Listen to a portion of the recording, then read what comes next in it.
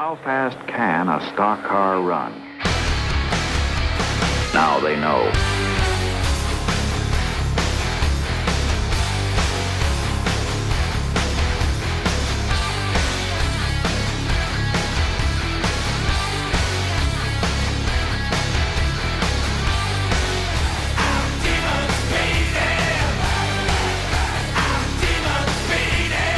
Hello, ladies and gentlemen. We are live here from Daytona. 1 point separates Luis Hernandez from Alan Matthews. Alan Matthews took a great lap in qualifying, but everyone else pretty much beat him. And Luis Hernandez will start second here at Daytona. The fans are on their feet. The sun is out. As we're at the old Daytona. Green flag in the air. We're racing at Daytona. 40 of the best. 2 abreast at Daytona. Now, it's going to take them a minute to get wound up.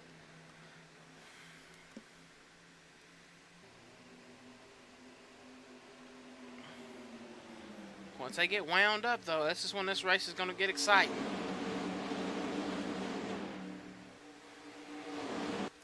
Look at already David Diaz going to the bottom with help from Joseph Curtis trying to get a push. David Diaz, his last race win before Homestead was at Daytona. And he dominated the race. Tony Newman making it 3 wide in the middle. And he's not happy. He said, I don't know why the 60's making it 3 wide this early. He's talking about Blake Warren.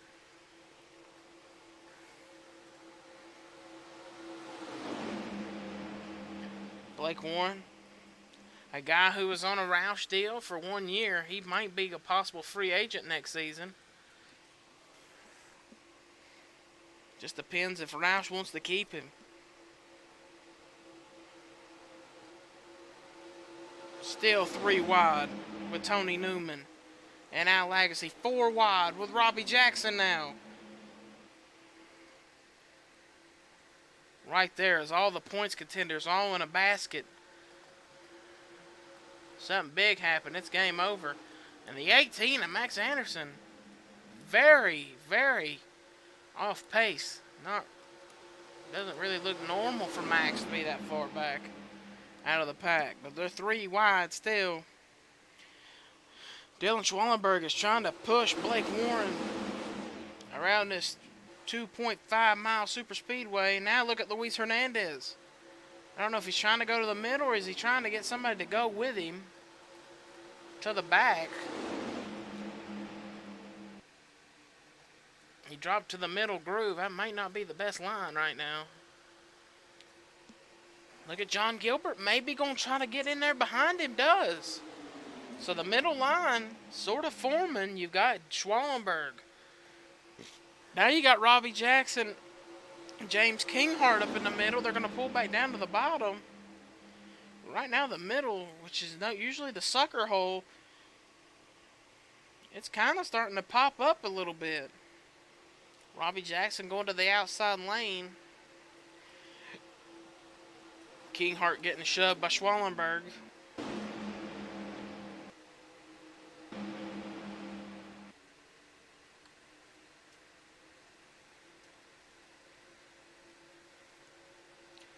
Look at this. It's 3 wide all the way to the back. Jackson throwing the block. Oh, Diego Yepez and Schwallenberg were door banging. That was almost bad.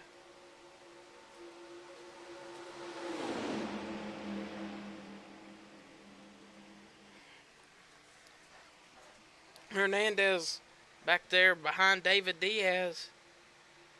Or beside David Diaz. Back there.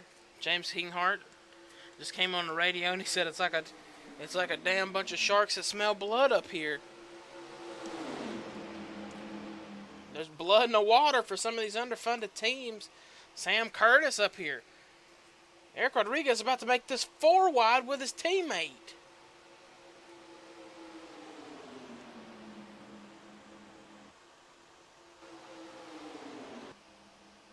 Look at this angle. way up in the air.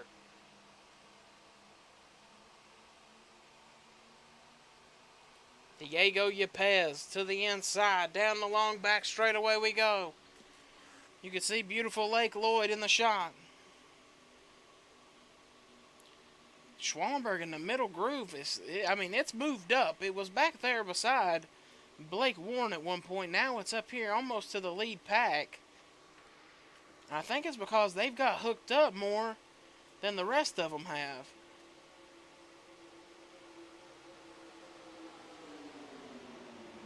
Dylan also has a hard charge in 24 shoving him.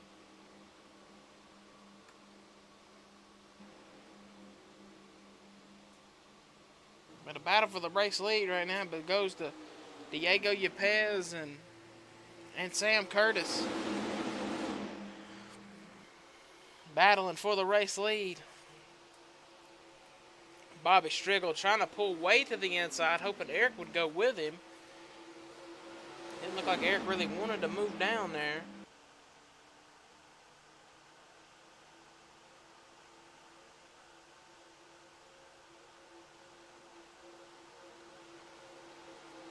Bobby Striggle will lead this lap. With a big push from a big Ford of Eric Rodriguez. Let's right on board a lap here in the middle with Luis Hernandez and the number 24 Exalta Chevrolet. It's right on board for a lap here at Daytona.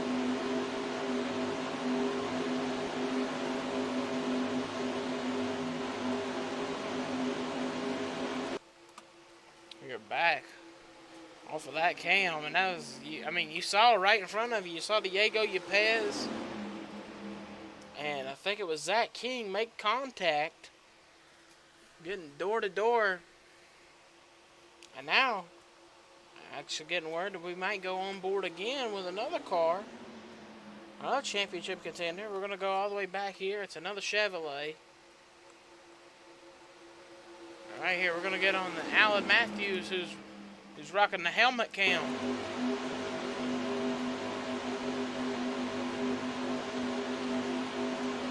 You get to see right out that rear, right out the windshield. You can hear him let out of the throttle right there as he was pushing the 18.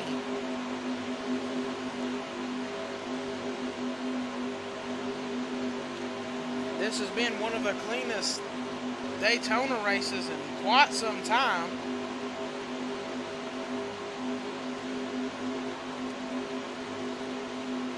Look at this, down the front straightaway. You can look at the run the inside lane's getting.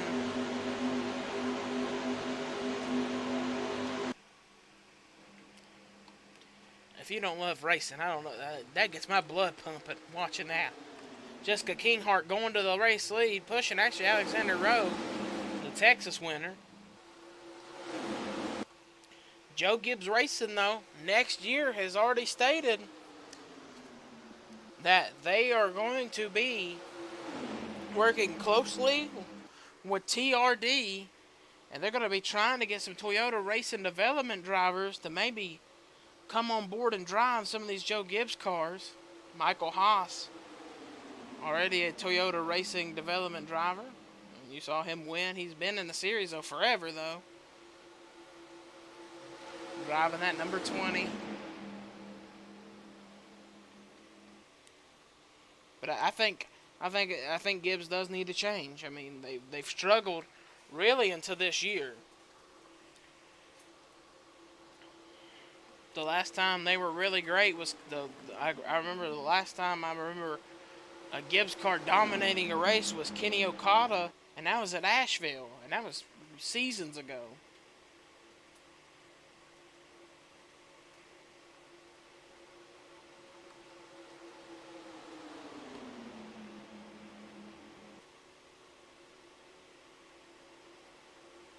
right now, the 11 holding pretty stout. Alexander Rowe in that Toyota.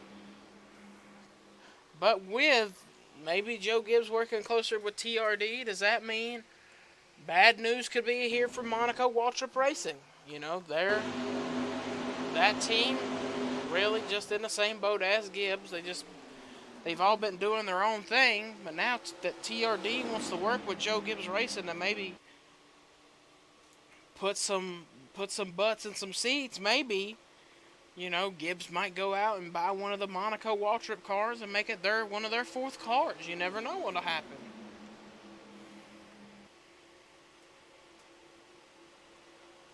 We've seen crazier things happen in the Sportsman series. If you've not been here forever, Season 1, Hendrick Motorsports completely told Chevrolet that if the Monte Carlo wasn't around, he was pulling out backing of the series. And guess what was at the doorstep at Sonoma for Rick Hendrick? His cars ran Chevrolets, Monte Carlos, while the rest of the series ran Cobalts. When Luis Hernandez was a Rick Hendrick driver, pulled out from Hendrick Motorsports, said, you know what, I really don't need Hendrick Motorsports. Got together with Full Throttle Industries and created Hernandez Motorsports. And now that team has grown to expectations. It's a championship contender every season. And it's almost put Hendrick out of business. Technically, Hendrick's only car this season is the number 48 of Cody Lamas.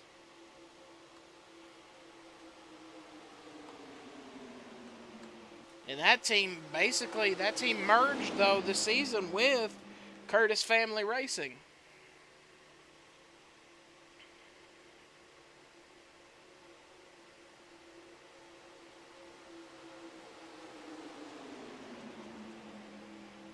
Cody basically took Blake Warren's ride at Curtis Family.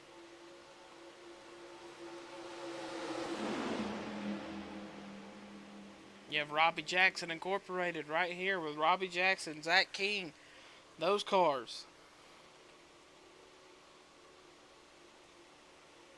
Dodge really hasn't been that great the past couple seasons. Look at this. About to be 3 wide for the race lead. As the Monacos have hooked up on that inside lane. Ron Monaco, Isaiah Monaco. We're about to be 4 wide. I think Cliff Williams. Is that Cliff or is that Lily? In the 93, it's Lily Murphy. Oh, Lily Murphy was trying to make something work on the bottom. She was going to make a 4 wide, and she's pushing Gatlin down into the front. That road course ringer Motorsports, the number 00 Spotify Chevrolet. Gatlin got a big opportunity to drive this car. He was in the 15 premium car for a couple races. Did drive the 72 for a couple runs. And pretty much just wanted something a little bit more. And Bobby Striggle over at Road Course Ringer said, I'm going to Chevy. I'd like to bring you along with me. You've been a Chevrolet driver. You know how they drive. And pretty much gave Gatlin Downey the job. And Gatlin's been doing a pretty good job in that car, if I say so myself. And now here comes Lily Murphy to the inside. If this race is a little choppy, ladies and gentlemen, sorry, we're getting some storms above our satellite feed. And we don't know what it's going to look like afterwards here, but it could be choppy, it might not be. But Lily Murphy to the race lead. Jeff Bright had a horrible crash at Texas. It would be a surprise to see him win in a Richard Childress Chevrolet. That's another team that needs some help. Man, there's a lot of teams in Sportsman that are struggling and need help. They need some drivers to help them, and next season it's going to be crazy. Seeing all the engine makes and everything. Hernandez has got their own engine packages. Joe Gibbs is now with TRD. Monaco Waltrips make their own engines. Team SB makes their own engines. Ford Performance makes their own motors. So it's going to be crazy next season. Seeing what happens when pretty much all those motors become actual, like, they have to, like, sell them. would a team go and buy a Hernandez Motorsports engine, knowing that they might not be able to afford a car next season with Chevrolet? We'll have to see what's going to happen. Dodge right now has stated that they don't know if they're going to be back at a car next year. If you look in the series, we only have 2 Dodges. And Robbie Jackson and Zach King, Robbie has been wheeling them, and the only time Dodge has won in the Sportsman Series was with Blake Warren at Auto Club, and Robbie Jackson won a race at Atlanta. But really, they have not had the power and everything that they were really wanting to have. It'd be a good win if they could squeak this one out today. But I think they're going to get beat by one of the other 3 makes.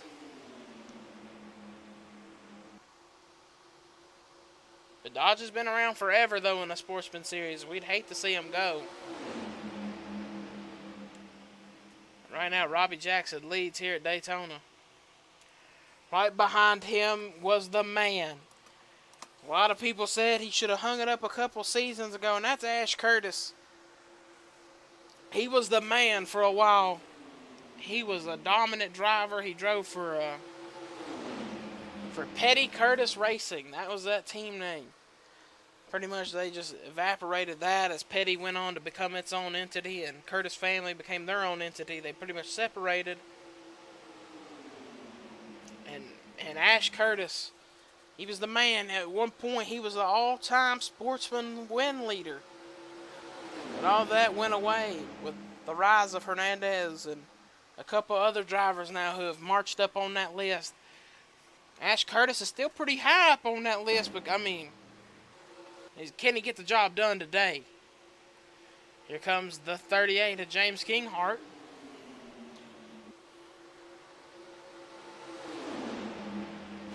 It's like James Kinghart has been a guy who has pretty much, he's been the Pied Piper for Ford Performance this season, I think. He's been probably the best running of them. And man, Hernandez is beating Robbie Jackson again across the line.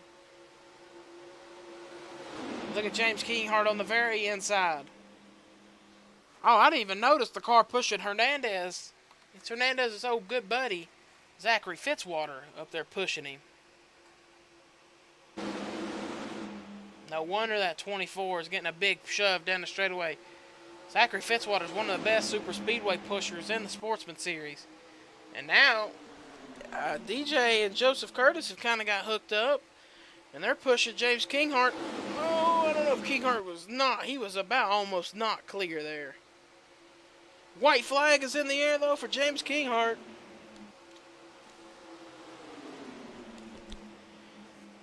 DJ Curtis is getting pushed by Joseph Curtis, the young Curtis.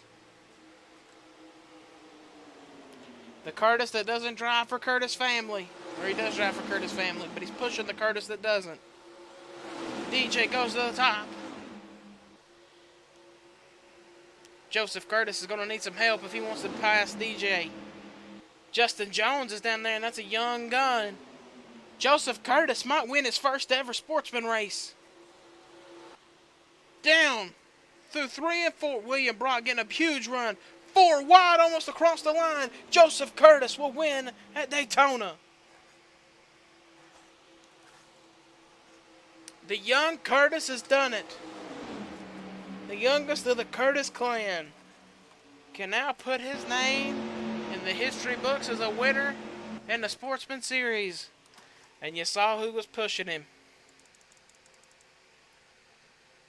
It might not have been a 1-2 for the Curtises. Really, Robbie Jackson pushed him. DJ never got to him. But I think DJ was the reason they might have been a 4 wide checkup right there. But the youngest Curtis was going to victory lane at Daytona. What about that, folks?